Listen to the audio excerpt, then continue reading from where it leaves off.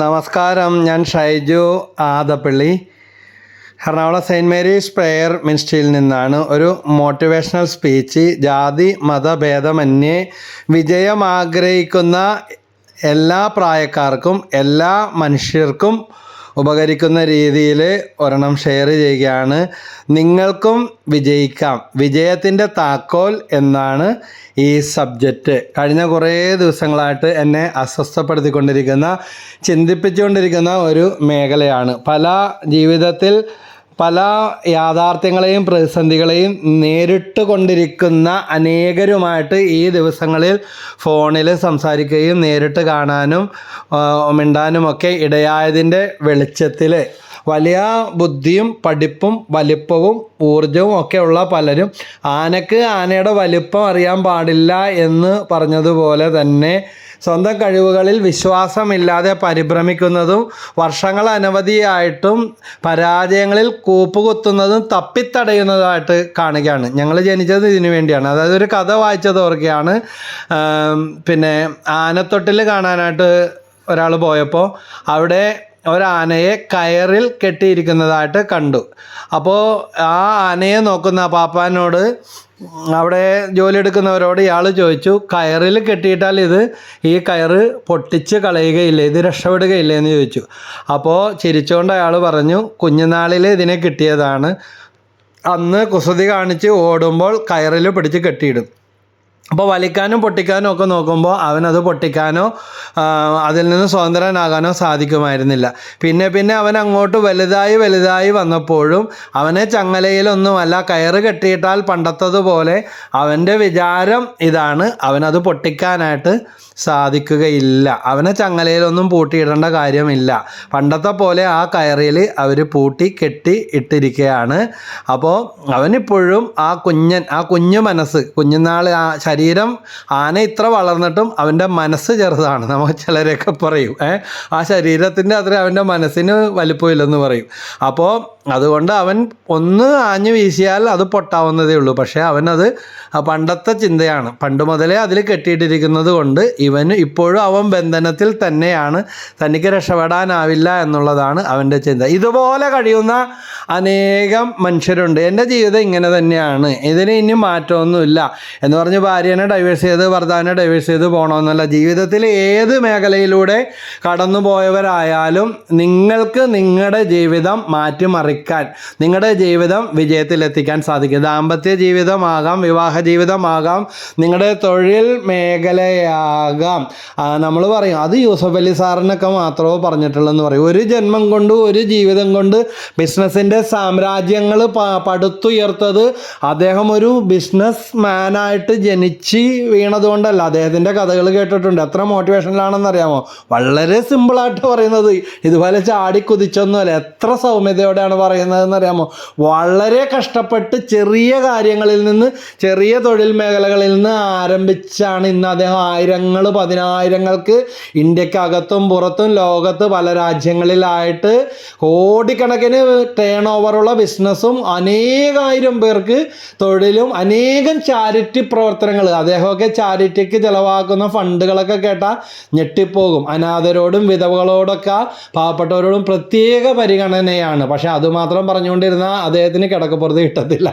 അതുകൊണ്ട് വലിയ പരസ്യമൊന്നുമില്ല, എന്നാലും ഏറെക്കുറെയൊക്കെ മനസ്സിലാക്കുന്നുണ്ട്.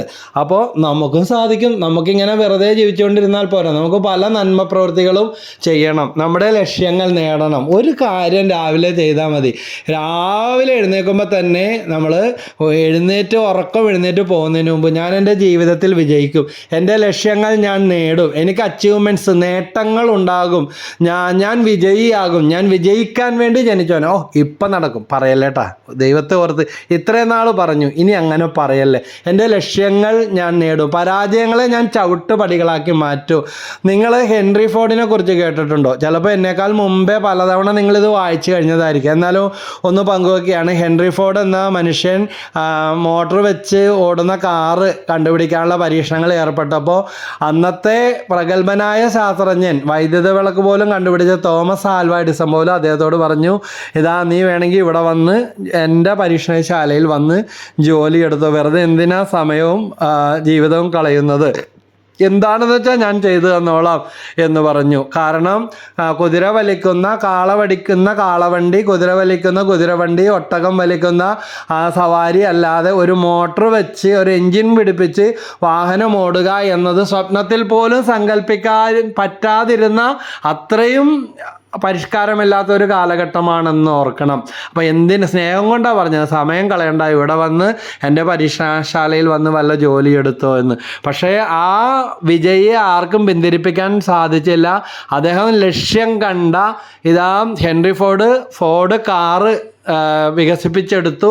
എൻജിൻ വെച്ച് ഓടുന്ന കാറ് ഓടിക്കഴിയുമ്പോൾ അപ്പോൾ അടുത്ത ചോദ്യം വന്നു, കാറ് പുറകോട്ട് എടുക്കാൻ സാധ്യമല്ല, വളക്കാനോ തിരിക്കാനോ ഇന്നത്തെ പോലത്തെ ഒന്നുമില്ല. ഞാനൊക്കെ സൈക്കിൾ ചവിട്ടൊക്കെ പഠിച്ച ബൈപ്പാസ് നാഷണൽ ഹൈവേ ഇല്ലേ നമ്മുടെ ഇവിടെ NH-47, ഞാൻ 5ാം ക്ലാസ്സിൽ പഠിക്കുന്ന സമയത്താണ് ഇവിടെ പണി തുടങ്ങിയത്. അപ്പോൾ 4-5 ക്ലാസ്സിൽ പഠിക്കുന്ന സമയത്താണ്. അന്ന് ഞങ്ങൾ അപ്പുറത്തുള്ള ചെറിയ റോഡുകളും മണിക്കൂറുകൾ ബസ് നോക്കി നിൽക്കുന്നതും അതുപോലെ ചെറിയ കൽപ്പൊടിയിട്ട റോഡുകളൊക്കെയാണ്. ഇപ്പോൾ ഇതൊക്കെ പറഞ്ഞാൽ പിള്ളേർക്കൊക്കെ ചിരി വരും.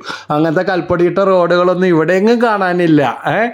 തിരഞ്ഞു നോക്കിയാലും കൽപ്പൊടി അത്രയും അടിയിലായിരിക്കും. പക്ഷേ ആ ഗ്രാവല്, അതാണ് ഈ പറയുന്നത്, അത്രയും മാറ്റങ്ങൾ വന്നു കഴിഞ്ഞു. അപ്പോൾ ഈ ഹെൻറി ഫോർഡിൻ്റെ കാറ് ഇറക്കുന്ന കാര്യം നമുക്കറിയാം. പാതിന് റോഡ് പോലും ഇല്ല. പക്ഷേ വളക്കാനും തിരിക്കാനും റിവേഴ്സ് എടുക്കാനും പറ്റാത്ത റിവേഴ്സ് ഗിയർ ഒന്നുമില്ല. അടുത്ത പരീക്ഷണം റിവേഴ്സ് ഗിയറിനെ കുറിച്ചായി. അതും നടക്കാൻ പോകുന്നില്ലെന്ന് എല്ലാവരും നിരുത്സാഹപ്പെടുത്തി. പക്ഷെ അതും അദ്ദേഹം കണ്ടുപിടിച്ചു. ഇന്ന് ലോക വിപണി കീഴടക്കിയിരിക്കുന്ന ഹെൻറി ഫോർഡുകൾ അന്ന് പിന്തിരിപ്പൻ അല്ലെങ്കിൽ മുടന്തൻ ന്യായക്കാരൻ്റെ ന്യായങ്ങൾ കേട്ട് പിന്തിരിഞ്ഞിരുന്നെങ്കിൽ ഹെൻറി ഫോർഡ് എന്ന് പറഞ്ഞ ആ പ്രപഞ്ചം, കാറുകളുടെ വൈവിധ്യ മേഖല തന്നെ, അധികം വലിയ കംപ്ലൈൻറ്റുകളൊന്നും ഇല്ലാത്ത മികച്ച ശ്രേണിയിൽ നിൽക്കുന്ന ഫോർഡ് കാറുകൾ ലോക വിപണി കീഴടക്കിയത് ഈ കഠിനമായ നിരന്തരമായ പരിശ്രമം വഴിയാണെന്ന് ഓർക്കുക. അപ്പോൾ വിജയികൾക്ക് ഇതൊന്നും പ്രശ്നമല്ല. നമ്മുടെ മനസ്സെന്ന് പറഞ്ഞാൽ ഒരു സ്പോഞ്ച് പോലെയാണ്. എവിടെ അത് മുങ്ങുന്നുവോ അതിൻ്റെ സ്വഭാവം അത് കാണിക്കും. നിരാശയിൽ മുങ്ങിയാൽ എന്ത് വരും? പുറത്ത് നിരാശ വരും. ദുഃഖത്തിൽ മുങ്ങിയാൽ ദുഃഖം പുറത്ത് വരും. എപ്പോഴും നെഗറ്റീവായിട്ടുള്ള കാര്യങ്ങൾ പറയുകയും ചെയ്യുന്നു. എൻ്റെ ജീവിതം പണ്ട് പോലെ അങ്ങനെയാണ്, എൻ്റെ കാര്യം പോക്കാണ്, എല്ലാവരും കൂടി എന്നെ ചതിച്ചു, ഞാൻ എപ്പോഴും കുഴപ്പങ്ങളിൽ മാത്രം വിടുകയുള്ളൂ, ഞാൻ എല്ലാവരും അങ്ങോട്ട് കണ്ണടച്ച് വിശ്വസിച്ചവരെല്ലാം എന്നെ വഞ്ചിച്ചിട്ടുണ്ട്, ഞാൻ ആരെ സ്നേഹിച്ചിട്ടുണ്ടോ അവരെല്ലാം എനിക്ക് തിരിച്ചു പണി തന്നിട്ടുണ്ട്. അങ്ങനെ മാത്രം സങ്കല്പിച്ചുകൊണ്ടിരിക്കുന്ന ആൾക്കാരുണ്ട്. അവർക്ക് അത് തന്നെ സംഭവിച്ചു കൊണ്ടിരിക്കും. അതാണ് മനസ്സൊരു സ്പോഞ്ച് പോലെ. സിനിമ കാണാൻ പോകുമ്പോൾ നമ്മൾ കേൾക്കൂലേ, ശ്വാസകോശം ഒരു സ്പോഞ്ച് പോലെയാണെന്നും പറഞ്ഞിട്ട് പുക വലിക്കുന്നതിനെക്കുറിച്ച്, ക്യാൻസർ വരുന്നതിനെക്കുറിച്ചുള്ള ഒരു പരസ്യമാണ് കാണിക്കുന്നത്. നമ്മൾ നിസ്സാരമായിട്ട് തള്ളും. കളി കാര്യമാവുന്നത് ആ വിലക്കുകൾ, മുന്നറിയിപ്പുകൾ അവഗണിച്ചുകൊണ്ട് നമ്മൾ അതിലേക്ക് പോകുമ്പോഴാണ്. അപ്പോൾ ഇവിടെ നമ്മുടെ വിഷയം ഇതാണ്, നമ്മുടെ മനസ്സ് ഒരു സ്പോഞ്ച് പോലെ. അത് എന്തിലും മുങ്ങുന്നുവോ, നമ്മൾ നെഗറ്റീവ് കാര്യങ്ങളാണ് പറഞ്ഞുകൊണ്ടിരിക്കുന്നതെങ്കിൽ മറ്റുള്ളവർ ചിലർ പറയും, ഇത്തിരി മുമ്പ് ഒരു സ്ത്രീ എന്നെ വിളിച്ചിട്ട് പറഞ്ഞു, അവരെന്തോ ചെയ്തു വെച്ചു, നാത്തൂനെന്തോ ചെയ്തു വെച്ചു, പെങ്ങളെന്തോ ചെയ്തു വെച്ചു. എൻ്റെ ദൈവമേ, നാട്ടുകാർക്ക് മുഴുവൻ നിങ്ങൾക്കെതിരെ ചെയ്യാനാ നേരമുള്ളതെന്ന് പറഞ്ഞു കഴിഞ്ഞാൽ അവർ 2 വടി എടുത്തുകൊണ്ട് തന്നെ അടിച്ചു ഓടിക്കും. ചിലർക്ക് അവർ പറയുന്നത് കേട്ടാൽ അവർ റിയാലിറ്റിയിൽ കണ്ട് ഇനി ചെയ്യുന്നുണ്ടെങ്കിൽ തന്നെ നിങ്ങൾ വിശ്വസിക്കുന്ന, നിങ്ങളെ സൃഷ്ടിച്ച ഒരു ദൈവം ഉണ്ടല്ലോ, ഈ നിങ്ങളുടെ കയ്യിൻ്റെ വിരലിൻ്റെ മുദ്ര ഈ ലോകത്തിൽ എത്ര കോടി ജനം ഉണ്ടെങ്കിൽ അത് നിങ്ങൾക്ക് മാത്രം. നിങ്ങളുടെ കണ്ണിൻ്റെ റെറ്റിന, നിങ്ങളുടെ ആ തലച്ചോറിൻ്റെ പ്രത്യേകത, നിങ്ങളുടെ ശരീരത്തിൻ്റെ ആ സ്മെല്ല്, അത് നമുക്ക് മാത്രമുള്ള എൻ്റെ പൊന്നെ. നിൻ്റെ ഭർത്താവിനില്ല, നിൻ്റെ ഭാര്യയ്ക്കില്ല, നിൻ്റെ മക്കൾക്കില്ല, കൂടെ ജീവിക്കുന്നുണ്ടാകാം. പക്ഷെ അതുകൊണ്ടാണ് പോലീസായെ കൊണ്ടൊന്നും തൊണ്ടി മുതൽ മണിപ്പിച്ച കട്ടവനെ തന്നെ പിടിക്കും. കട്ടവനെ കിട്ടിയവനെ പിടിക്കും. അത് നമ്മൾ ചെയ്യുന്ന അടവാണ്. പക്ഷേ ആ വിശ്വസ്തമായ പ്രാക്ടീസ് കിട്ടിയ ആ ജീവി കട്ടവനെ തന്നെ പിടിക്കും. കാരണം അവൻ്റെ സ്മെല്ല് അവൻ തൊട്ടതിനുണ്ടാകും. ഇതുപോലെ തന്നെയാണ് ദൈവം നമുക്കൊരു സ്മെല്ലും കൂടെ വെച്ചിട്ടുണ്ട്. നമ്മൾ തൊട്ടതെല്ലാം മണം പിടിക്കുന്ന, വേർതിരിച്ച് നിർത്തുന്ന തരത്തിൽ തരത്തിലുള്ള ആ പ്രത്യേകതകൾ ഓർത്തു നോക്കി. എന്ത് വ്യത്യസ്തമായിട്ടാണ് ദൈവം നമ്മളെ ഈ ലോകത്തിൽ സൃഷ്ടിച്ചിരിക്കുന്നത്. ഒരു ജന്മവും നമുക്കുള്ളൂ.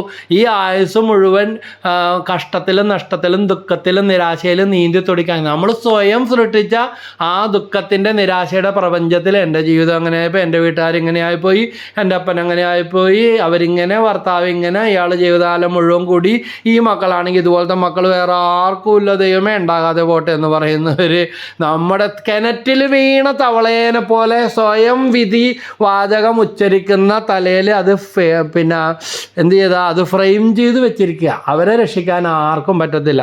ഒരു കാലത്തൊക്കെ എൻ്റെയൊക്കെ ജീവിതം, എൻ്റെ ബാല്യ കൗമാരം, നമ്മുടെ അനുഭവങ്ങളാണ് ചിലപ്പോൾ നമ്മളെ അങ്ങനെ ആക്കുന്നത്. എത്ര മുതിർന്നാലും ഇല്ല, ആനക്ക് പൊട്ടിക്കാൻ പറ്റാത്ത കയറെന്ന് പറഞ്ഞ കഥയില്ല, നേരത്തെ പറഞ്ഞ പോലെ ആനക്കും പൊട്ടിക്കാൻ പറ്റാത്ത കയർ. ഇതുപോലെ ചിലർ ആ ഫ്രെയിം വർക്കിൻ്റെ അകത്താണ്. ഇത് വിധിയാണ്, തലവിധിയാണ്. ഞാൻ ഓർക്കുക ഒരാൾ എന്നോട് പറഞ്ഞത്, ഞാൻ ചോദിച്ചു ഷെയർ ബിസിനസ്സൊക്കെ എങ്ങനെയാണെന്ന് ചോദിച്ചു.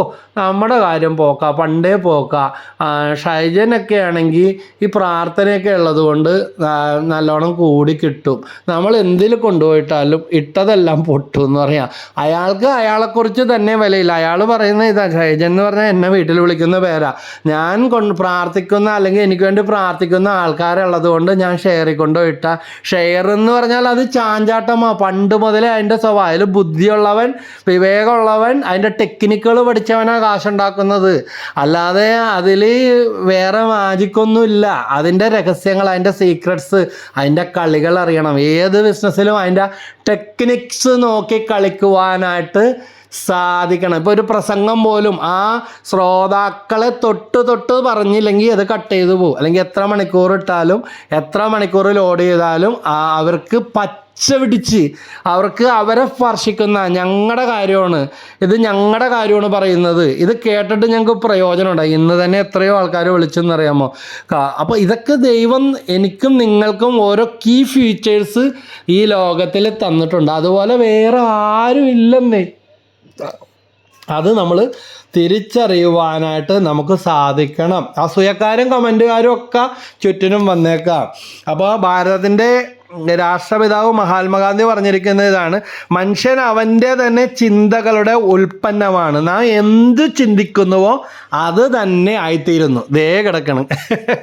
സുരേഷ് ഗോപി സാറ് പറഞ്ഞ പോലെ ദേ പോയി ദാ വന്നു. മനുഷ്യൻ എന്ത് ചിന്തിക്കുന്നുവോ നാം അതിൻ്റെ തന്നെ ഉൽപ്പന്നമായി തീരുന്നു. മനുഷ്യൻ അവൻ്റെ തന്നെ ചിന്തകളുടെ ഉൽപ്പന്നമാണ്. നമ്മൾ തന്നെ കുറേ ഫ്രെയിം വർക്ക് കുറേ ക്രിയേറ്റ് ചെയ്ത് എൻ്റെ ജാതകത്തിൽ പറഞ്ഞത് ഇങ്ങനെ, അതും വിശ്വസിച്ചിരുന്നാൽ അങ്ങനെ തന്നെ ആയിത്തീരും. പണ്ട് മുതലേ എനിക്കൊന്നിലും പുരോഗതിയില്ല, എനിക്കൊരു കഴിവുമില്ല, ഇങ്ങനെ പറയും. ഒരു കഴിവുമില്ലേ?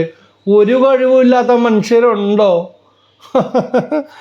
അല്ല പിന്നെ ദാ കിടക്കണ്. തവളയുടെ കഥ കേട്ടിട്ടുണ്ട്. പിന്നെ തൈരിൽ വീണ തവളകൾ അവിടെ കിടന്ന് ചാകും, ചാടിപ്പോരാൻ രക്ഷയില്ല. പക്ഷെ ഒരു തവള മാത്രം അതിൽ കിടന്ന് തുഴഞ്ഞ് അവസാനം ആ തൈരിലുള്ള ആ വെണ്ണയൊക്കെ ഇങ്ങനെ അടിഞ്ഞു കഴിഞ്ഞപ്പോഴേക്കും ആ വെണ്ണയുടെ പുറത്ത് വന്നിട്ട് പതിയെ മുകളിലോട്ട് ഒറ്റച്ചാട്ടം ചാടി രക്ഷപ്പെട്ടു എന്ന്. മറ്റ് കഴിവുകേടും പറഞ്ഞ് വിധിയും പറഞ്ഞ് കിടന്നവർ അവിടെ തന്നെ കിടന്നു. ഇവൻ രക്ഷപ്പെടുന്ന കണ്ടപ്പോഴാണ് മറ്റുള്ളവർക്ക് അമാന്തിച്ച് നിൽക്കുകയാണ്. അപ്പോൾ നമ്മുടെ ജീവിതത്തെ, നമ്മുടെ സാഹചര്യങ്ങളെ ഒരിക്കലും മാറ്റാനായിട്ട് കഴിയില്ല. പക്ഷേ നിങ്ങളുടെ മനോഭാവത്തെ മാറ്റാനായിട്ട് കഴിയും. മാറ്റാൻ പറ്റും. അതാര് വിചാരിക്കണം? നമ്മൾ തന്നെ മാറ്റണം. ഒന്നാമതായിട്ട് ദുശീലങ്ങൾ, ഈ കുറ്റം പറയുന്ന സ്വഭാവവും തൃപ്തികേടിൻ്റെ വർത്താനവും ശപിച്ചു പറയുന്ന സ്വഭാവമൊക്കെ ഉണ്ടെങ്കിൽ അതെല്ലാം ആദ്യം നിർത്തണം. മദ്യപാനമോ അല്ലെങ്കിൽ ലഹരി വസ്തുക്കളോ, ഇന്ന് പത്രത്തിൽ വായിച്ച ഇതാണ്. കോടതി പോലും വേദനയോടെ കഴിഞ്ഞ ദിവസം അദാലത്തുണ്ടായപ്പോൾ വിമർശിച്ച ഒരു കാര്യം ഇതാണ്. അപകടങ്ങളുടെ പ്രധാനപ്പെട്ട കാരണം ഇന്നത്തെ പത്രത്തിലുള്ളതാണ്. പ്രധാന വില്ലൻ ലഹരി, മദ്യം, മയക്കുമരുന്നിൻ്റെ ഉപയോഗം. ബിസിനസ് തകർച്ചയുടെ കടബാധ്യതകളുടെ പ്രധാന വില്ലൻ.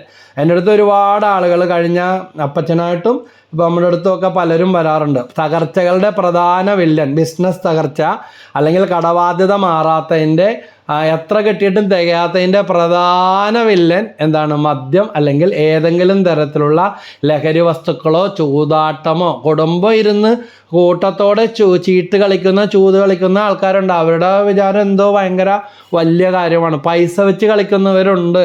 ഇതിനേക്കാൾ വലിയ നിന്നാവമാനം വേറെ ഉണ്ടോ? അപ്പം ഇങ്ങനെയുള്ള ചില വൈകല്യങ്ങൾ, ചോർച്ചകളൊക്കെ മാറ്റണം. ടാങ്കിലൊരു ചെറിയ ചോർച്ച ഉണ്ടായാൽ മതി, ഉള്ളത് മുഴുവൻ ചോർന്നു. ഇതുപോലെ പഠിക്കുന്ന കുട്ടികളും തെറ്റായ ദുശീലങ്ങൾ, തെറ്റായ ചിന്തകൾ, അധ്യാപകരെ കുറ്റം പറയുന്ന സ്വഭാവം, വിഷയങ്ങളെ ചീത്ത വിളിക്കുന്ന സ്വഭാവം, ചില വിഷയത്തെ അങ്ങ് ശപിച്ച് തള്ളിപ്പറയും. അതുപോലെ മാതാപിതാക്കളും കൂട്ടു നിൽക്കും. അവന് കണക്ക് പറ്റൂല, അല്ലെ ഇന്ന വിഷയം പറ്റൂല, ആ ടീച്ചർ കൊള്ളൂല. ഒരിക്കലും അധ്യാപകരെ കുറ്റം പറയുന്ന കുട്ടികളും മാതാപിതാക്കളും ഉണ്ടെങ്കിൽ അവരുടെ മക്കൾ ഉയർന്നു വരാൻ ഭയങ്കര പ്രയാസമോ. വിഷയത്തെ തള്ളി പറയുന്ന സ്വഭാവം ആദ്യം നിർത്തണം, അല്ലാതെ ആ വിഷയം നമ്മുടെ തലയിലോട്ട് കയറത്തില്ല. ഇത് പ്രകൃതി നിയമമാണ്. റിജക്റ്റ് ചെയ്യും നമ്മുടെ തലച്ചോറ് ഇങ്ങനെ. അപ്പോൾ നമ്മളിതെല്ലാം മനസ്സിലാക്കണം. സാഹചര്യങ്ങൾ ഒരിക്കലും മാറുകയില്ല. നമ്മളെപ്പോലെയുള്ളവർ തന്നെയാണ് എഴുതിയത്, പഠിച്ചത്, പറഞ്ഞത് എന്നൊക്കെ. പക്ഷേ എല്ലാ കാര്യങ്ങളിലും എപ്പോഴും വിജയം കൈനീട്ടി നമ്മുടെ മുമ്പിൽ നിൽക്കണമെന്നില്ല. ശബ്ദം കൊള്ളുകയില്ല എന്നും പറഞ്ഞ് റേഡിയോ അനൗൺസറായുള്ള അപേക്ഷ തള്ളിക്കളഞ്ഞ് ആരാണ്? നമുക്കൊക്കെ അറിയാവുന്ന ആൾ അമിതാഭ് ബച്ചൻ. ആദ്യം അഭിനയിച്ച സിനിമകൾ 10-14 തുടർച്ചയായിട്ട് പരാജയപ്പെട്ടു. ദീവാർ, സഞ്ജീർ എന്നീ ചിത്രങ്ങളൊക്കെ നിങ്ങൾ കേട്ടിട്ടുണ്ടാകും. വൻ വിജയത്തോടെ സൂപ്പർ സ്റ്റാർ പദവിയിൽ എത്തി. 14 സിനിമ പൊട്ടിയതിന് ശേഷം ദീവാർ, സഞ്ജീർ. ബ്രദറെ ശരിയാണ്, ഞങ്ങൾ കണ്ടിട്ടുണ്ട്, പല പ്രാവശ്യം കേട്ടിട്ടുണ്ടെന്ന് ഇപ്പോൾ കേൾക്കുന്ന ചില കാരണവന്മാരൊക്കെ പറഞ്ഞേക്കാം. വൻ വിജയത്തോടെ സൂപ്പർ സ്റ്റാർ പദവിയിലെത്തി. ബിസിനസ്സിലാണെങ്കിൽ വൻ പരാജയം. വീട് ഉൾപ്പെടെ ജപ്തി ചെയ്തു. ഒരു സൂപ്പർ സ്റ്റാറിൻ്റെ കാര്യമാണ് പറയുന്നത്. അക്കൗണ്ടുകളെല്ലാം ബ്ലോക്ക് ചെയ്തു. ചിത്രീകരണത്തിനിടെ പരിക്കേറ്റു, കുത്തേറ്റു. അതുപോലെ ബോളിവുഡിൽ ആരും വിളിക്കാതെയായി. ഇങ്ങനെ ഒക്കെ ഇരിക്കുന്ന സമയത്താണ് കോൻ ബനേഗ ക്രോർപതി എന്ന ഒരു TV ഷോ ഉണ്ടല്ലോ. ഇപ്പോൾ മനസ്സിലായെന്ന് പറയും. അതിൽ വൻ വിജയം നേടി. 60ാമത്തെ വയസ്സിലും മികച്ച യൂത്ത് ഐക്കണായി തിരഞ്ഞെടുക്കപ്പെട്ടു. ഇപ്പോഴും പച്ച പിടിച്ച് നിൽക്കുകയാണെന്ന് ഓർക്കണം. അപ്പം ഇങ്ങനെയൊക്കെയാണ് അവർ പ്രത്യേകമായിട്ട് നൂലിൽ കെട്ടി ഇറക്കിയ ജീവിതങ്ങളല്ല അവരുടെയൊക്കെ ജീവിതങ്ങൾ. നമ്മുടെ പോലെ തന്നെയാണെന്ന് നമുക്ക് തിരിച്ചറിയാൻ സാധിക്കണം. രത്തൻ ടാറ്റ പറഞ്ഞിരിക്കുന്ന മനോഹരമായ വാക്കുകൾ: ups and downs in life are very important to keep us going because a straight line even in an ECG means we are not alive. നേരെ പോകുമ്പോഴല്ല ജീവനോടെ ആളിരിക്കണമെന്ന് ECG തെളിയിക്കുന്നത്. അപ്സ് ആൻഡ് ഡൗൺസ് വേണം. രത്തൻ ടാറ്റയുടെ വാക്കുകളാണ്. ഇതുപോലെ നമ്മുടെ ജീവിതത്തിൽ കയറ്റിറക്കങ്ങളൊക്കെ ഉണ്ടാകും. കയറ്റിറക്കങ്ങൾ അനക്കമില്ലാതെ ആയതിൻ്റെ ലക്ഷണമല്ല, ഇനി കയറിപ്പോവുകയില്ല എന്നതിൻ്റെ ലക്ഷണങ്ങളല്ല. അത് വിജയത്തിനുള്ള ചവിട്ടുപടികളാണ്. സിനിമാ രംഗത്ത് ലോകോത്തര മികവിനുള്ള ഓസ്കർ അവാർഡില്ലേ, അത് സാധാരണ മാർച്ച് മാസമൊക്കെയാണ് ഇങ്ങനെ പ്രഖ്യാപിക്കുന്നത്. അപ്പോൾ അതിൻ്റെ ഇത് പ്രഖ്യാപിക്കുന്നതിൻ്റെ തൊട്ട് തലേ ദിവസം റാസി അവാർഡ് എന്ന് പറയും. അതായത് ഏറ്റവും റാസി എന്ന് പറഞ്ഞാൽ ഗോൾഡൻ റാസ്ബെറി അവാർഡാണ് എന്നാണ് പറയുന്നത്. ഗോൾഡൻ റാസ്ബെറി അവാർഡ് അതായത് സിനിമയിൽ ഏറ്റവും മോശം പ്രകടനം നടത്തിയ വ്യക്തിക്കുള്ള അവാർഡാണ്. ഇത് സ്വീകരിക്കാനായിട്ട് ആരും പോകാറില്ല, സാധാരണയായിട്ട് ആരും പോകാറില്ല. ഓസ്കാർ അവാർഡ് ചാടി വീണ് മേടിച്ചോളും. പക്ഷേ ലോകോത്തര മികവിൻ്റെ കാര്യമാണ് പറയുന്നത്. 2010 മാർച്ച് 6 റാസി അവാർഡ് പ്രഖ്യാപിച്ച് ഏറ്റവും മോശം നടിക്കുള്ള പുരസ്കാരം ഹോളിവുഡ് താരമായ സാന്ദ്ര ബുള്ളോക്ക്. നിങ്ങൾ കേട്ടിട്ടുണ്ടാവും, ചിലപ്പോൾ നന്നായിട്ട് അറിയാതിരിക്കാം. എന്ന ആ സാന്ദ്ര ബുള്ളോക്കിന് All About Steve a Hollywood ചിത്രത്തിലെ മോശം അഭിനയത്തിനാണ് ഈ അവാർഡ് കിട്ടിയത്. ഏറ്റവും മോശം നടിക്കുള്ള ഗോൾഡൻ റാസ്ബെറി അവാർഡ്. പേരൊക്കെ കേൾക്കാൻ നല്ല രസമുണ്ട്. പക്ഷേ ഏറ്റവും മോശം അഭിനയം എന്താണ്? ഓൾ അബൌട്ട് സ്റ്റീവ് എന്ന ഹോളിവുഡ് സിനിമ, അതിലത്തെ അഭിനയത്തിനാണ്. പക്ഷേ തൊട്ടടുത്ത ദിവസം ഓസ്കാർ അവാർഡ് പ്രഖ്യാപിച്ചു. ഏറ്റവും മോശം അഭിനയവും ഏറ്റവും നല്ല അവാർഡും. അത് ലോകത്തിലെ ഏറ്റവും മികച്ച നടിക്കുള്ള, ലോകത്തിലാണ് കേട്ടോ, പുരസ്കാരം പ്രഖ്യാപിക്കപ്പെട്ടു. അത് ആർക്കാണ്? സാന്ദ്ര ബുള്ളോക്ക്. അവർക്ക് തന്നെയാണ് കിട്ടിയത്. ദ ബ്ലൈൻഡ് സൈഡ് എന്ന ചിത്രത്തിലെ മികച്ച അഭിനയത്തിനായിരുന്നു ഈ പുരസ്കാരം കിട്ടിയത്. രണ്ടും ഒരാൾക്ക് കിട്ടിയത്. പക്ഷേ 2 പടത്തിലാണ് ഇത്. ഒരു പടത്തിൽ ഏറ്റവും മോശം അവാർഡ്, അഭിനടനത്തിനുള്ള അവാർഡ്. ഒരു പടത്തിൽ ഏറ്റവും മികച്ച നടിക്കുള്ള അവാർഡ് ആർക്ക് കിട്ടിയതാണ്? ഈ സാന്ദ്ര ബുള്ളോക്ക് എന്ന് പറഞ്ഞാൽ ഒരാൾക്ക് തന്നെ ഇത് രണ്ടും. ഈ 2 വാർത്തയും കേട്ടപ്പോൾ നമ്മളാണെങ്കിൽ എന്തു പറയും? പൊട്ടിക്കരയും. ഇത്രയും ഉയർന്നു നിന്ന് എന്നെ ഇന്നലെ മറ്റേതിൽ ഏറ്റവും മോശം നടിയാക്കി എന്നും പറഞ്ഞ് തീർന്ന കഥ. പറ്റുമെങ്കിൽ പത്രക്കാരെ വിളിച്ച് പ്രസ്താവനകൾ കൊടുക്കും, എന്തെല്ലാം പറഞ്ഞു കൂട്ടും. അത് എഴുതിയവനെ, എഴുതിച്ചവനെ, അഭിനയിക്കാൻ വിളിച്ചവനെ എൻ്റെ ജീവിതത്തെ പറ്റി ഏറ്റവും വലിയ ചതിയാണെന്ന് പറയും. പക്ഷേ ഇവർ പറഞ്ഞ ഇതാണ്. തീർച്ചയായിട്ടും ഞാൻ ഈ 2 അവാർഡുകളും വാങ്ങി എൻ്റെ സ്വീകരണ മുറിയിലെ ഷോക്കേസിൽ അടുത്തടുത്തായിട്ട് ഞാൻ സൂക്ഷിക്കും. വാർത്തക്കാർ അവരെ കൊണ്ടൊരു രക്ഷയില്ല. ചിലരിങ്ങനെ വിചാരിക്കും വാർത്ത എന്ന് പറഞ്ഞാൽ അത് കേട്ടാൽ അതോടുകൂടി തീർന്നു. വാർത്ത എന്ന് പറഞ്ഞാൽ സത്യവുമാകാം മിഥ്യമാകാം. വാർത്ത എന്ന് പറഞ്ഞാൽ എല്ലാം സത്യം ആകണമെന്നില്ല. അതങ്ങ് ചിന്തിച്ചാൽ മതി. അപ്പോൾ ഷോക്കേസിൽ അടുത്തടുത്തായിട്ട് വെക്കുമെന്ന് പറഞ്ഞു ഇവർ വാർത്തക്കാരോട് പറയുക. ജീവിതത്തിലെ ഉയർച്ചകളിൽ അമിതമായി അഹങ്കരിക്കാതിരിക്കുന്നതിനും തകർച്ചകളിൽ അമിതമായിട്ട് ദുഃഖിക്കാതിരിക്കാതിരിക്കാനും ഈ അവാർഡുകൾ എനിക്ക് ഇടയാക്കുമെന്നാണ് ഇവർ പറഞ്ഞത്. അപ്പോൾ ഞാൻ ശ്രമിച്ചാൽ ലോകത്തിലെ ഏറ്റവും മികച്ച പ്രകടനം കാഴ്ചവെക്കാൻ എനിക്ക് സാധിക്കും. എന്നാൽ ഞാൻ മടി കാണിച്ചാൽ എനിക്ക് ഏറ്റവും മോശം അവസ്ഥയിലേക്ക് തരം താഴ്ത്തപ്പെടും എന്നുള്ള ഓർമ്മപ്പെടുത്തലാണ് ഈ 2 അവാർഡുകളും എനിക്ക് നൽകുന്നത് എന്ന്. നോക്കി എത്ര മനോഹരമായ കാഴ്ചപ്പാടാണ്. നമ്മുടെ ജീവിതത്തിൽ OET എഴുതാൻ നോക്കി, IELTS എഴുതാൻ നോക്കി, അല്ലെങ്കിൽ സിവിൽ സർവീസ് എഴുതാൻ നോക്കി. ഇതേ ഒരു പ്രാവശ്യം പോയി കിട്ടിയില്ല, 2 പ്രാവശ്യം പോയി കിട്ടിയില്ല, പിന്നെ എന്തൊക്കെ അതോട് ജീവിതം തന്നെ പോയെന്നുള്ള രീതിയിലാണ്. ഒരു പരീക്ഷയ്ക്ക് വേണ്ടി ശ്രമിച്ചിട്ട് കിട്ടിയില്ലെങ്കിൽ എന്തെല്ലാം പറയും. ഇന്ന് ഏപ്രിൽ 17 അപൂർവ നക്ഷത്രങ്ങൾ എന്നും പറഞ്ഞ് മലയാള മനോരമ വളരെ മനോഹരമായിട്ട് സിവിൽ സർവീസിൽ റാങ്ക് ഹോൾഡേഴ്സിൻ്റെ അവർ വെല്ലുവിളികളെ നേരിട്ടതിനെക്കുറിച്ച് ഒരച്ഛൻ മകളുടെ നെറുകയിൽ ചുംബിച്ചുകൊണ്ടിരിക്കുകയാണ്. പുസ്തകം പിടിച്ച് നിൽക്കുന്ന മകളുടെ നെറുകയിൽ ചുംബിച്ചുകൊണ്ടിരിക്കുന്ന ചിത്രം കാണിക്കുന്നുണ്ട്. അപ്പോൾ അരിച്ചു പിറക്കി വായിക്കണമെന്നുള്ള കൊതിയാണ് തോന്നിയത് ഇന്ന് ഓരോ പടങ്ങളും കണ്ടപ്പോഴും ഓരോ വാർത്തയും. കാരണം എന്താ? സിവിൽ സർവീസിൻ്റെ വിജയങ്ങളാണ്. നമ്മുടെ കേരളത്തിൻ്റെ മക്കൾ ഒട്ടും പിന്നിലല്ല എന്ന് 4ാം റാങ്ക് മുതൽ നമ്മുടെ മലയാളി മക്കൾക്ക് കിട്ടിയിട്ടുണ്ട്. ആദ്യ 100ൽ 7 മലയാളികൾ മികച്ച വിജയം നേടി. ഇവരാരും വിജയികളായിട്ട് ജയിച്ചവരല്ല.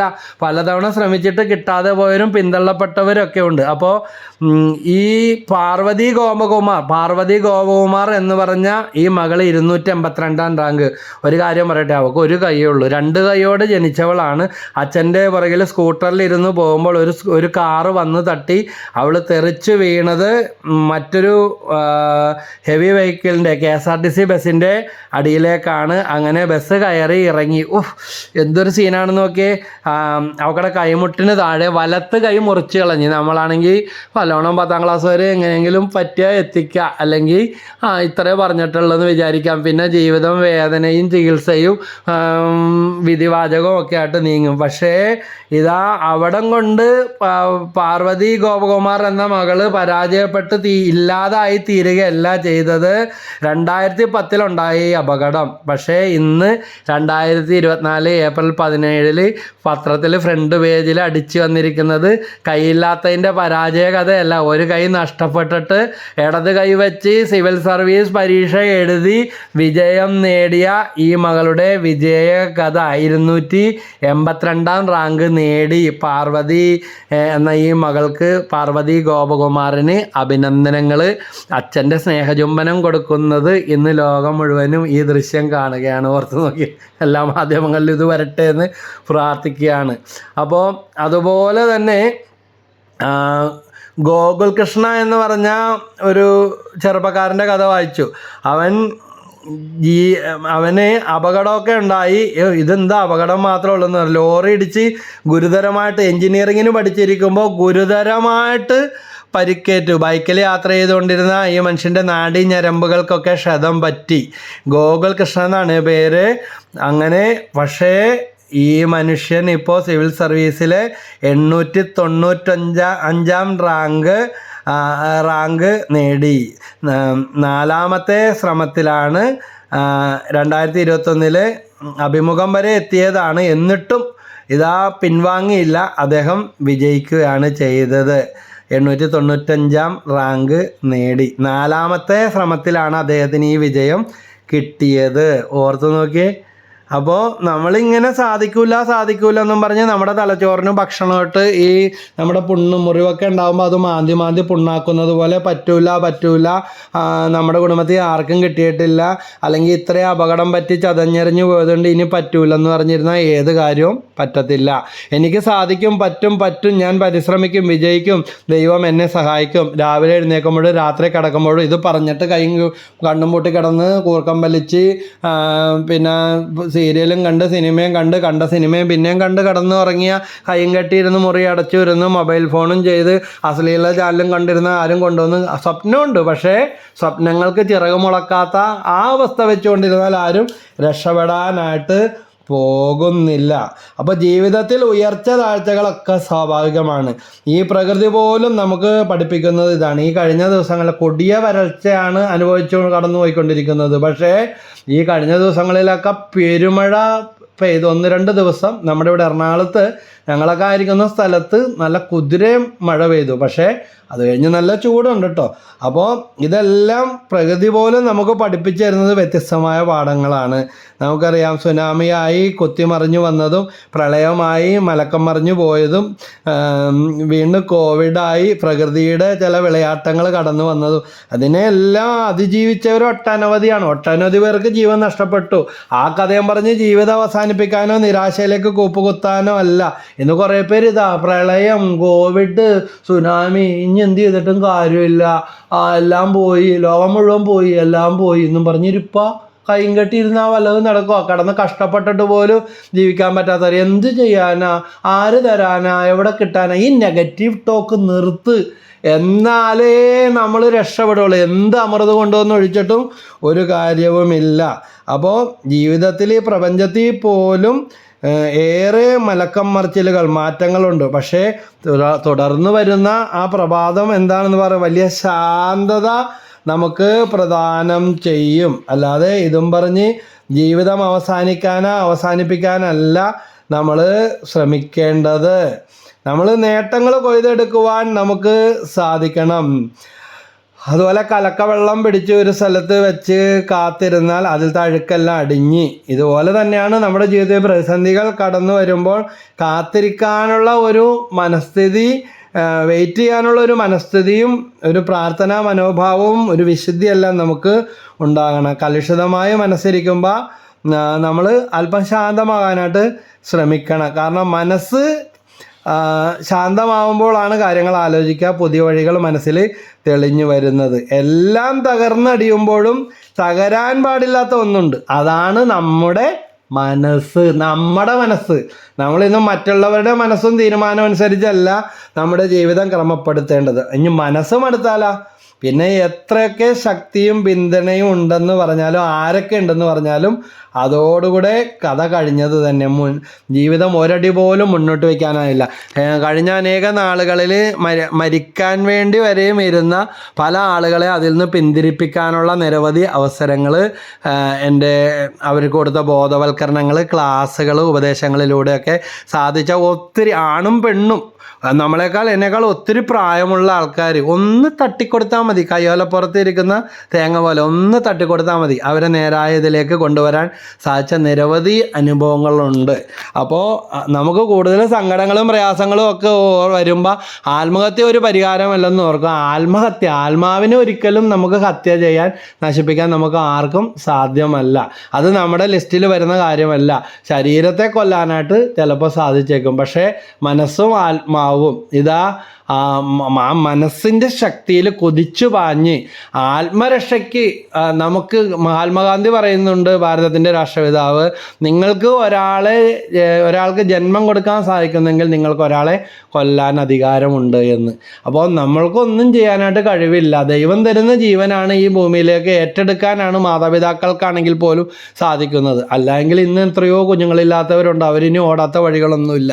അപ്പോൾ നമ്മളിതിൻ്റെ രക്ഷകർത്താക്കൾ നോട്ടക്കാർ മാത്രമാണ്. ദൈവമാണ് ഇതിൻ്റെ ഉടമസ്ഥൻ. അതുകൊണ്ട് ജീവൻ നശിപ്പിച്ച് കളയാൻ ഇച്ചിരി കടത്തിൻ്റെ പേരിൽ, ചെറിയൊരു രോഗത്തിൻ്റെ പേരിൽ, അല്ലെങ്കിൽ ആരും എന്തോ പറഞ്ഞതിൻ്റെ പേരിൽ നശിപ്പിച്ച് കളയാനുള്ളതല്ല ജീവിതം. ഒരു ജീവിതമേ ഉള്ളൂ, അത് ജീവിച്ചു തന്നെ തീർക്കണം. ഇനി ആത്മഹത്യ ചെയ്യുന്നവരാ പ്രശ്നം പരിഹരിക്കുകയില്ല, പ്രശ്നങ്ങൾ കൂടുതൽ നാണക്കേടും വിഷമവും കൂടുതൽ ദുഃഖവും വിഷമവും ഉണ്ടാക്കി വെച്ചിട്ടാണ് കടന്നു പോകുന്നത്. ഇതൊരു അപൂർവ ജന്മമാണ്. ഈ മനോഹര തീരത്ത് പാട്ടിൽ പറയുന്നത് പോലെ ഈ മനോഹര തീരത്ത്, ഈ ഗോഡ്സ് ഓൺ കൺട്രിയിൽ പല പരിമിതികളും ഉണ്ടായേക്കാം. ആ പരിമിതികളെയെല്ലാം നിറവുകളാക്കി മാറ്റുവാൻ എനിക്കും നിങ്ങൾക്കും സാധിക്കണം. സാധിക്കണം. അത് തന്നെയാണ് മഹാത്മാഗാന്ധി പറഞ്ഞത്, രാഷ്ട്രപിതാവ് പറഞ്ഞത്, ഒരു മനുഷ്യൻ അവൻ്റെ തന്നെ ചിന്തകളുടെ ഉൽപ്പന്നമാണ്. നാം എന്ത് ചിന്തിക്കുന്നോ അത് തന്നെ ആയിത്തീരുന്നു. രക്ഷയില്ല എന്ന് ചിന്തിച്ചാൽ അങ്ങനെ ആയിത്തീരും. ഇനി പുതിയ വഴിയൊന്നും ഇന്ന് ഒരുപാട് പേരെ കല്യാണം നടക്കുന്നില്ല, ഒത്തിരി ആളുകൾക്ക് ജോലി കിട്ടുന്നില്ല, ഒത്തിരി ആളുകൾക്ക് പുതിയതായിട്ടൊന്നും തുടങ്ങാനായിട്ട് സാധിക്കുന്നില്ല, ചെയ്യുന്ന കാര്യത്തിൽ പുരോഗതി കിട്ടുന്നില്ല, ഇങ്ങനെ കെട്ടിയിട്ടിരിക്കുന്ന പോലത്തെ അവസ്ഥ. അതുകൊണ്ട് നമ്മുടെ ഈ മനസ്സിൻ്റെ ചങ്ങലകളെയൊക്കെ നമ്മൾ പൊട്ടിച്ചെറിയണം. ഇന്നു മുതൽ പറയുക, എൻ്റെ ജീവിതം വിജയിക്കും, ഞാൻ വിജയിക്കാനായിട്ട് ജനിച്ചവനാണ്. നിങ്ങൾ എഴുതി വെക്കുക, നിങ്ങൾ കാണുന്ന മുറിയിൽ തന്നെ, അല്ലെങ്കിൽ നാണക്കേടാണെങ്കിൽ ആരും കാണണ്ട, നിങ്ങളുടെ ഡയറി എഴുതി വെക്കുക, ഞാൻ വിജയിക്കും. ഇന്ന് വരെ ജീവിച്ചതുപോലെയല്ല, എൻ്റെ ജീവിതത്തിലെ പരാജയങ്ങളെല്ലാം ഞാൻ ചവിട്ടുപടികളാക്കി മാറ്റും. ദൈവം എന്നെ സഹായിക്കും, എനിക്കതിന് സാധിക്കും, അതിനുള്ള ശക്തി എന്നിലുണ്ട്.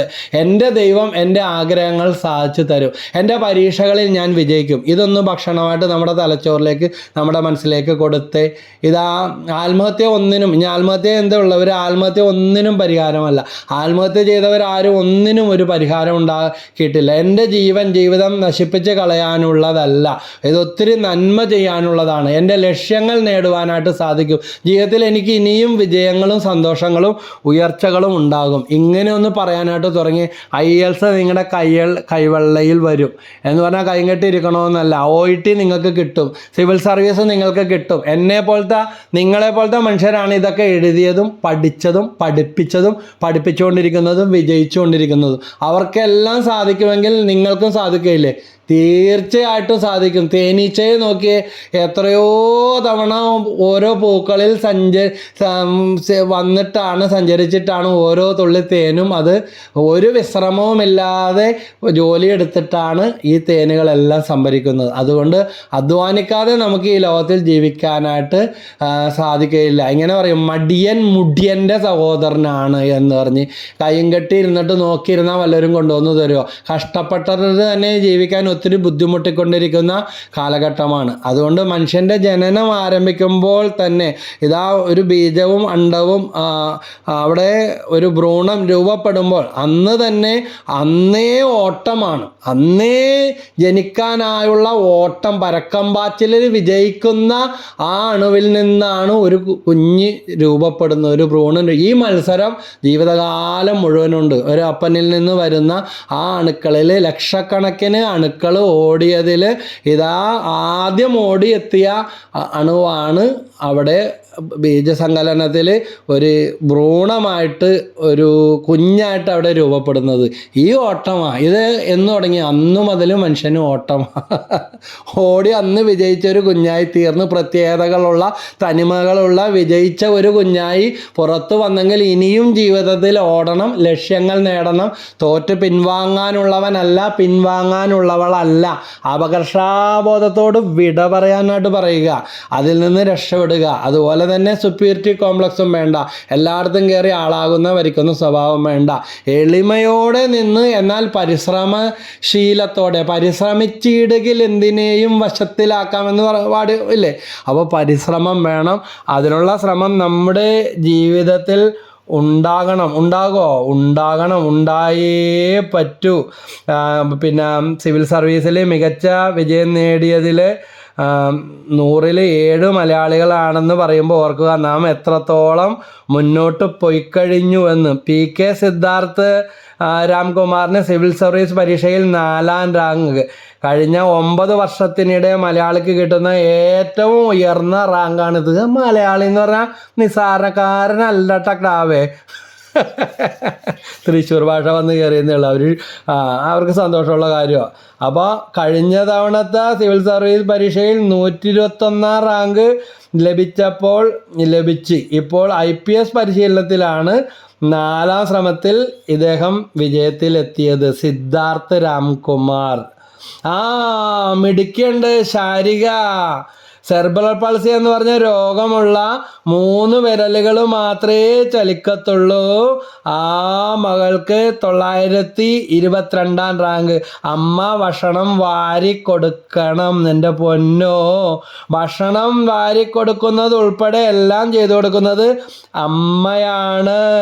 ഈ മിടുക്കിയായ മകള് മേപ്പയൂർ HSSൽ നിന്ന് +2 കൊയിലാണ്ടി SNDP കോളേജിൽ നിന്നും ഒക്കെ BA ഇംഗ്ലീഷും പൂർത്തിയാക്കിയ ശേഷമാണ്. നോക്കണേ, ഇത് നമുക്ക് എന്തിൻ്റെ കുറവുണ്ട്, എന്തിൻ്റെ കുഴപ്പമുണ്ട്, എന്നിട്ട് പരാതി മാത്രമേ ഉള്ളൂ. സെറിബ്രൽ പൾസ് ജന്മന ഉള്ള കുഞ്ഞുങ്ങളെ കണ്ടിട്ടില്ല, ഇങ്ങനെ തലയൊക്കെ വിറച്ചുകൊണ്ടിരിക്കുന്ന, നടക്കാനൊക്കെ ബന്ധപ്പെടുന്ന, എഴുന്നേറ്റുന്ന മറിഞ്ഞു വീഴുന്ന മക്കളില്ലേ, കണ്ടിട്ടില്ലേ? ദൈവമേ, 3 വിരൽ മാത്രമോ, ഇടത് കൈയിലെ 3 വിരലുകൾക്ക് മാത്രമേ ചലനശേഷിയുള്ളൂ. ആ വിരലുകൾ കൊണ്ട് എഴുതി, അല്ലാതെ വേറെ ആളെ അനുവാദം മേടിച്ച് എഴുതാൻ നിർത്തിയിട്ടല്ല. ആ വിരലുകൾ കൊണ്ട് എഴുതി സിവിൽ സർവീസ് പരീക്ഷയിൽ 922 റാങ്ക് നേടിയ മിടുക്കിയുണ്ടല്ലോ, AK ശാരിക. എൻ്റെ ദൈവമേ, കോഴിക്കോടുകാർക്കുള്ള സന്തോഷ വാർത്തയാണ്. അപ്പോൾ നന്മ ഒരിക്കലും പൊലിഞ്ഞു പോകത്തില്ല. ഇതാ, നല്ലൊരു മനസ്സും പരിശ്രമശീലവും ഉണ്ടെങ്കിൽ സ്വർഗം മുഴുവൻ ദൈവം നമ്മുടെ കൂട്ടിന് വരും. അതുകൊണ്ട് ജീവിതത്തിൽ കൊച്ചു കൊച്ചു കാര്യങ്ങളിൽ പരാതി പറഞ്ഞ് മടുപ്പ് വിചാരിച്ച് ജീവിത നൈരാശ്യവും ആത്മഹത്യാ ചിന്തയും വെച്ചുകൊണ്ടിരിക്കാതെ ഈ പ്രപഞ്ചത്തിൽ ഒന്ന് കണ്ണോടിക്കുക. ഒത്തിരി നന്മകളുണ്ട്. ഓരോ ദിവസവും ഒത്തിരി മിറാക്കിൾ നമുക്ക് ചുറ്റും സംഭവിക്കുന്നുണ്ട്. കൈ നഷ്ടപ്പെട്ട മകൾക്ക് സിവിൽ സർവീസിൽ മികച്ച വിജയം. വണ്ടിയിടിച്ച്, ബൈക്കിൽ വാഹനമിടിച്ച് ഗുരുതരമായി നാഡികൾക്ക് പരിക്കേറ്റ മകന് ഇതാ ഗോകുൽകൃഷ്ണക്ക് വിജയം കിട്ടിയ വാർത്ത. ഇതെല്ലാം നിങ്ങളുമായിട്ട് ഇന്ന് ഷെയർ ചെയ്തത് ശാരിക എന്ന് പറഞ്ഞ സെർബ്രൽ പൾസി ബാധിച്ച മകളുടെ വിജയം. ഇതെല്ലാം നമ്മുടെ കണ്ണുകൾ തുറക്കട്ടെ. ഇതാ, എത്രയോ നാളായിട്ട് കയറി മുറിയടച്ചിരുന്ന് ഇങ്ങനെ മൊബൈലും തെറ്റിച്ച് മാത്രം ഇരിക്കുന്ന, കാണുന്നത് അത്ര നല്ല കാര്യമൊന്നുമല്ല. അങ്ങനെയുള്ളവരൊക്കെ ആ കെട്ടിൽ നിന്ന് പുറത്തിറങ്ങ്. ആദ്യം ഇത്തിരി പ്രയാസമൊക്കെ ഉണ്ടാവും. OCD എന്ന് പറയും. കള്ളു കുടിച്ച് ലഹരി കഞ്ചാവ് അടിച്ചിരിക്കുന്നവന് അത് കിട്ടാതെ വരുമ്പോൾ കാണിക്കുന്നതിനേക്കാൾ 4 ഇരട്ടി പ്രാന്ത് ചിലപ്പോൾ കുറച്ച് ദിവസം ഒന്ന് നിർത്തി വേണമെങ്കിൽ വൈദ്യസഹായം തേടുക. ഇന്ന് നല്ല കഴിവുള്ള വ്യക്തിത്വങ്ങൾ, കുടുംബനാഥയാകട്ടെ, ചില മക്കളൊക്കെ ഇതുപോലെ കയറിയിരുന്ന് നശിക്കുന്നുണ്ട്. പറയുമ്പോൾ ചാടിക്കടിക്കും, ദേഷ്യപ്പെടും. മൊബൈൽ ചാർജ് ചെയ്യിച്ചു കൊടുക്കണം, സമയാസമയത്ത് തീറ്റ അകത്തേക്ക് കൊടുക്കണം. ചിലത് തീറ്റയില്ലാതെ ഇരിക്കുന്നവരുണ്ട്. സൂര്യപ്രകാശം കൊള്ളാതിരുന്ന് വൈറ്റമിൻ ഡിയുടെ ഡെഫിഷ്യൻസി മൂലം ഗുരുതരമായ ക്ഷീണവും മറ്റ് ഭവിഷ്യത്തുകളായിട്ട് ഇരിക്കുന്നവരൊക്കെ ഉണ്ട്. പുറത്തോട്ടിറങ്ങണം, ഒന്ന് കണ്ണു തുറന്ന് ഈ പ്രപഞ്ചത്തിലേക്ക് നോക്ക്. പണ്ടത്തെ പോലെ അതിലും മിടുക്കിയാകാൻ ഇനിയും നിങ്ങൾക്ക് സാധിക്കും. നിങ്ങളൊരു കുടുംബനാഥയാണോ? നിങ്ങളുടെ രഹസ്യ കേളികൾ, തെറ്റായ ബന്ധങ്ങൾ, തെറ്റായ ക്രമങ്ങൾ, അശ്ലീല ചിന്തകൾ, അശ്ലീല ചിത്രങ്ങൾ, തിരയുന്ന സ്വഭാവങ്ങളൊക്കെ മാറ്റിയിട്ട് നിങ്ങളുടെ പങ്കാളികളോടുകൂടെ അവരെ തൃപ്തിപ്പെടുത്തിക്കൊണ്ട് കുടുംബത്തോടുകൂടെ സമയം ചെലവഴിച്ച് സ്നേഹപ്രകടനങ്ങളൊക്കെ ഒന്ന് നടത്തി ഒരു മനുഷ്യനായിട്ട് ജീവിക്കാനായിട്ട് നോക്ക്. വെറുതെ ജീവിച്ച് മണ്ണടിഞ്ഞു പോകാനുള്ള ഒരു നല്ല ഓർമ്മ പോലും കൊടുക്കാതെ കടന്നു പോകാനുള്ളതാണോ ജീവിതം? അതുകൊണ്ട് ജീവിതം വിജയിക്കാനുള്ളതാണ്. ആ വിജയിക്കാനുള്ള തീരുമാനം എടുക്കേണ്ടത് ഞാനും നിങ്ങളുമാണ്. കൺക്ലൂഡ് ചെയ്യുകയാണ്, ഞാൻ ജീവിതത്തിൽ വിജയിക്കും, എനിക്ക് ഉയർച്ചകൾ ഉണ്ടാകും, എൻ്റെ ലക്ഷ്യങ്ങൾ ഞാൻ നേടും.